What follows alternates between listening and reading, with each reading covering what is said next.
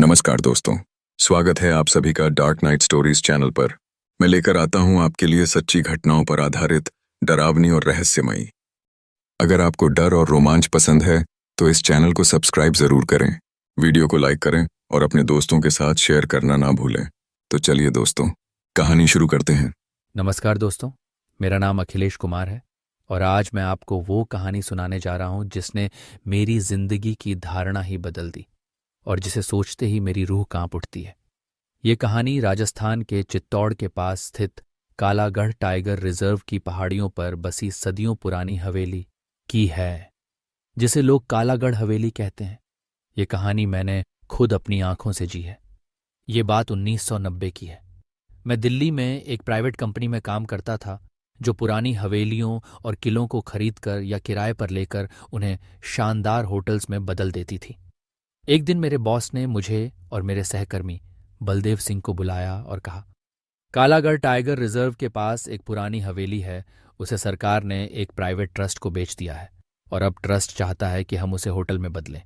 तुम दोनों जाकर पहले उसका सर्वे करो, देखो कहाँ कहाँ मरम्मत और बदलाव की जरूरत है। मुझे काम का जुनून भी था और रोमांच का भी। बलदेव भी कुछ वैसा ही था। हमने तैयारी की, जरूरी कागज पत्र और उपकरण उठाए और दिल्ली से कार लेकर निकल पड़े। रास्ता लंबा था लेकिन सफर का मजा भी था।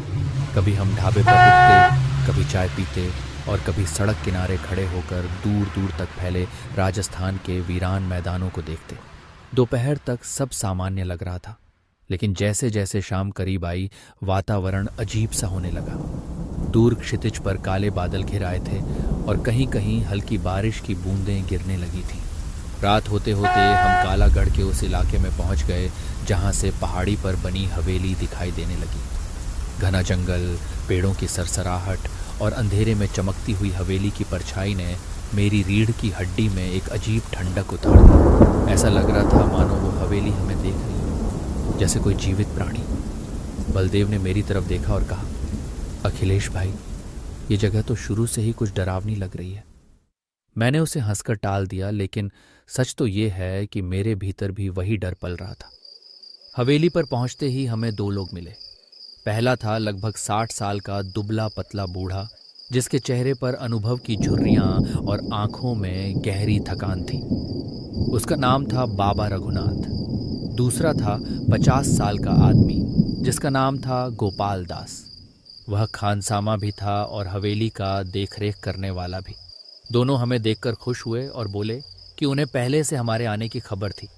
बाबा रघुनाथ ने हमारे लिए एक पुराने कमरे को तैयार कर रखा था, जिसमें लकड़ी का पलंग, एक मेज और टिमटिमाती लालटेन थी। गोपाल दास ने हमारे लिए गर्मागर्म खाना बनाया, दाल, रोटी और सब्जी। हमने खाना खाया और थके होने के कारण जल्दी सो गए। सुबह उठते ही हमने अपना काम शुरू किया। हवेली बहुत विशाल थी, उसकी दीवारें टूटी फूटी थीं, जगह जगह पर सीलन और दरारें थीं। खिड़कियां और दरवाजे पुराने ज़माने के थे, जिन पर जंग लगे ताले झूल रहे थे। झरोखों से बाहर का दृश्य दिखता था, नीचे घना जंगल और दूर पहाड़ियों की चोटियां। हवेली को देखकर लगता था जैसे समय यहीं ठहर गया हो। जब मैं आंगन के बीच पहुंचा तो मेरी नज़र एक पुराने कुएं पर पड़ी। कुआं गहरा और काई से भरा हुआ था, उसके ऊपर टूटी जाली पड़ी थी। मैंने उत्सुकता से बाबा रघुनाथ से पूछा, बाबा, ये कुआं भी बहुत पुराना लग रहा है। मेरी बात सुनते ही बाबा के चेहरे का रंग उड़ गया। उनकी आंखों में चिंता साफ झलकने लगी। पहले तो वो कुछ बोले ही नहीं। मैंने फिर पूछा, बाबा, क्या बात है, आप घबराए हुए लग रहे हो? तब उन्होंने धीमी आवाज में कहा, बेटा, ये हवेली साधारण नहीं है, इसका अतीत बहुत भयानक है। यहाँ के जो आखिरी राजा थे, उसने अपनी पत्नी को कभी पत्नी का दर्जा नहीं दिया, बल्कि इस हवेली में कैद करके रखा। एक दिन गुस्से में उसने उसी कुएं के पास अपनी रानी का कत्ल कर दिया और उनकी लाश को इसी कुएं में फेंक दिया। तब से उसकी आत्मा यहीं भटकती है। ये हवेली शापित है। मेरे पैरों तले ज़मीन खिसक गई। मैंने कहा, लेकिन बाबा, आप यहाँ इतने साल से हैं, आपको कुछ नहीं होता? बाबा बोले, नहीं नहीं बेटा, मैं इस हवेली की रखवाली करता हूँ, इसलिए आत्मा मुझे परेशान नहीं करती। मगर जो लोग यहाँ बदलाव करने आते हैं या इसे फिर से बसाने की कोशिश करते हैं, उन्हें ये हवेली कभी चैन से नहीं रहने देती। उनकी बातें सुनकर मेरा दिल तेजी से धड़कने लगा, लेकिन मैं सर्वे का काम छोड़ नहीं सकता था। उस दिन हमने हवेली के कई हिस्से देखे और नक्शे बनाए। रात को जब हम खाना खाने बैठे तो गोपाल दास ने हमारे लिए चिकन बनाया। बाहर मौसम अचानक बदल गया, तेज हवा चलने लगी, खिड़कियां चरमराने लगीं और बारिश शुरू हो गई। माहौल डरावना हो गया। जैसे ही हम खाने लगे, हमें लगा कि ऊपर से किसी औरत के रोने की आवाज़ आ रही है। बलदेव ने कांपते हुए मुझसे कहा, अखिलेश भाई, ये कौन रो रहा है? हम दोनों ने साहस करके ऊपर जाना चाहा, लेकिन बाबा रघुनाथ ने रोक लिया। उन्होंने कहा, ऊपर मत जाना बेटा, वो उसकी जगह है, उसे छेड़ोगे तो जान से जाओगे। हम दोनों वापस कमरे में आकर सोने की कोशिश करने लगे, लेकिन नींद कहाँ आने वाली थी। खिड़की से आती हवा के साथ बार बार वही रोने की आवाज़ सुनाई दे रही थी। कभी लगा जैसे किसी ने दरवाज़ा खटखटाया हो। उस रात हमारी नींद पूरी नहीं हुई। सुबह होते ही सब सामान्य हो गया, न कोई आवाज़, न कोई हलचल। ऐसा लगा मानो रात की घटनाएं एक सपना रही हों, लेकिन हम दोनों जानते थे कि यह सपना नहीं था। दूसरे दिन में हवेली की बालकनियों और तहखानों का निरीक्षण किया और उनके नक्शे बनाए। अब मैं जल्दी से जल्दी यहाँ का काम खत्म करके वापस शहर जाना चाहता था, परंतु हवेली थोड़ी बड़ी थी, जिसमें 2-3 दिन का समय और लगना था। उस रात फिर वही हुआ, रोने की आवाज़ें, कदमों की आहट और कभी कभी पायल की छनक। हम दोनों पूरी रात डर से जागते रहे। गोपाल दास ने सुबह बताया कि यह सब आम बात है, लेकिन बाबा रघुनाथ ने गंभीर आवाज़ में कहा, बेटा, यह हवेली तुम्हें स्वीकार नहीं कर रही। जितनी जल्दी हो सके यहाँ से निकल जाओ। कहीं ना कहीं मुझे भी यकीन हो चुका था कि इस हवेली में कोई अनदेखी शक्ति मौजूद है। दिन में हवेली सामान्य लगती थी, लेकिन जैसे ही सूरज ढलता हवेली का रूप बदल जाता। दीवारें जैसे कराहने लगती, हवा भारी हो जाती और चारों तरफ अजीब सी सर्दी फैल जाती। उस दिन शाम को जब हम छत पर गए तो दूर जंगल में हल्की धुंध फैल चुकी थी। पेड़ों के बीच से अंधेरे की परछाइयां लहर रही थीं और ऊपर कौए टाएं टाएं कर रहे थे। बलदेव ने अचानक मेरी ओर देखा और बोला, अखिलेश भाई, तुम्हें लगता है ये काम हम पूरा कर पाएंगे? मुझे तो लग रहा है कि यहाँ से जिंदा लौटना ही मुश्किल है। मैंने हिम्मत दिखाने की कोशिश की और कहा, डरने की ज़रूरत नहीं है बलदेव, हम अपना काम करेंगे और वापस लौट जाएंगे। लेकिन भीतर से मैं खुद कांप रहा था। रात का खाना खाने के लिए हम नीचे आए। गोपाल दास ने हमारे लिए फिर से मांस पकाया था। उसने मजाक में कहा, साहब, आज मैंने चिकन इतना बढ़िया बनाया है कि आत्मा भी खा ले तो संतुष्ट हो जाएगी। उसका मजाक सुनकर बाबा रघुनाथ ने उसे घूरा और धीमे स्वर में कहा, गोपाल, ऐसी बातें मत किया कर, यहाँ हर आवाज़ सुन ली जाती है। खाना खाने के बाद हम अपने कमरे में चले गए। खिड़की से बाहर देखते हुए मैंने देखा कि बारिश फिर से शुरू हो चुकी थी। हवेली के आंगन में पानी जमा हो गया था और बीच का कुआं और भी रहस्यमयी लग रहा था। अचानक मुझे साफ साफ दिखा कि एक औरत सफ़ेद साड़ी पहने कुएं के पास खड़ी है। उसके बाल खुले हुए थे और वो धीमे धीमे झूल रही थी, जैसे हवा में तैर रही हो। मैंने बलदेव को झकझोरा और कहा, देखो वहाँ। लेकिन जैसे ही उसने खिड़की से झांका, वहाँ कुछ नहीं था, केवल गीली मिट्टी पर पानी के छींटे और अंधेरा।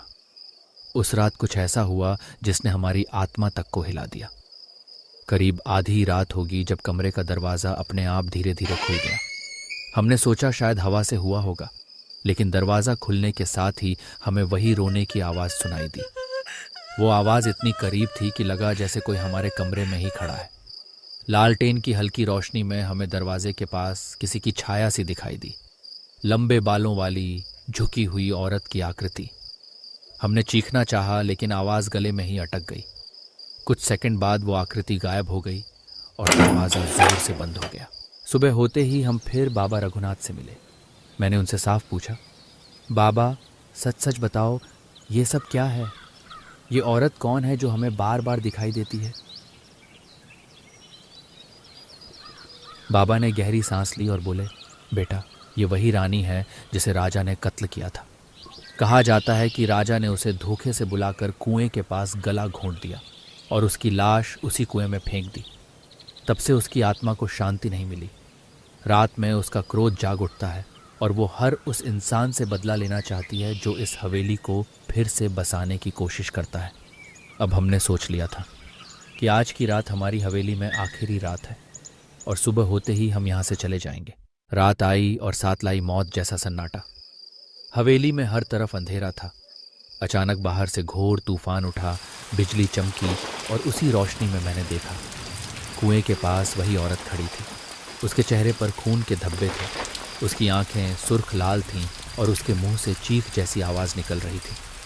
मैंने हिम्मत करके खिड़की बंद करना चाहा, लेकिन खिड़की खुद ब खुद खुल गई और ठंडी हवा का झोंका भीतर आ गया। लालटेन बुझ गई और पूरा कमरा अंधेरे में डूब गया। तभी किसी ने मेरे कंधे पर हाथ रखा। मैं चीखने ही वाला था कि देखा वो बलदेव था, लेकिन उसके चेहरे पर दहशत साफ लिखी थी। उसने कहा, अखिलेश भाई, अभी मैंने महसूस किया कि कोई मेरे कान में फुसफुसा रहा था। कह रहा था, ये हवेली छोड़ दो, नहीं तो मर जाओगे। उसकी बात सुनकर मेरे पैरों तले जमीन खिसक गई। उस रात हम दोनों कमरे से बाहर भागे और सीधे बाबा रघुनाथ के पास पहुंचे। उन्होंने हमें देखकर कहा, मैंने समझाया था बेटा, लेकिन तुमने मेरी बात नहीं मानी। ये आत्मा मजाक नहीं है, जितनी जल्दी हो सके यहाँ से निकल जाओ। फिर बाकी रात हमने रघुनाथ बाबा के कमरे में ही काटी। सुबह होते ही हमने अपना सर्वे पूरा किया और दिल्ली लौट आए। कंपनी ने बाद में उस हवेली पर काम शुरू किया था, लेकिन जो टीम वहां गई वह भी जल्दी लौट आई। किसी ने कहा कि वहां अजीब घटनाएं हुई, किसी ने कहा रात को किसी ने दरवाज़ा पीटा, किसी ने हवेली में किसी को चलते देखा। आखिरकार वह प्रोजेक्ट रद्द हो गया। तो दोस्तों, अगर आप कभी किसी हवेली, किसी जंगल या किसी अतीत के रहस्य से गुजरें तो याद रखिए, हर दीवार, हर दरवाज़ा, हर कुआं अपनी कहानी कहता है। और कभी कभी उन कहानियों को सुनना, समझना और उनका सम्मान करना ही सबसे बड़ा साहस होता है। यह है कालागढ़ हवेली की कहानी। एक डर, एक शाप और एक अनुभव जो मेरी जिंदगी को हमेशा के लिए बदल गया। धन्यवाद दोस्तों इस वीडियो को देखने के लिए। अगर आपके पास भी कोई सच्ची डरावनी घटना है, चाहे वह आपके साथ घटी हो या आपके किसी जानने वाले के साथ, तो कृपया उसे हमारे साथ जरूर साझा करें। आप अपनी कहानी मुझे ईमेल के माध्यम से भेज सकते हैं। ईमेल आईडी आपको इस वीडियो के डिस्क्रिप्शन में मिल जाएगी। क्या पता अगली कहानी आपकी भेजी हुई हो। तो चलिए दोस्तों, मिलते हैं एक और डरावनी कहानी में। तब तक के लिए शुभ रात्रि।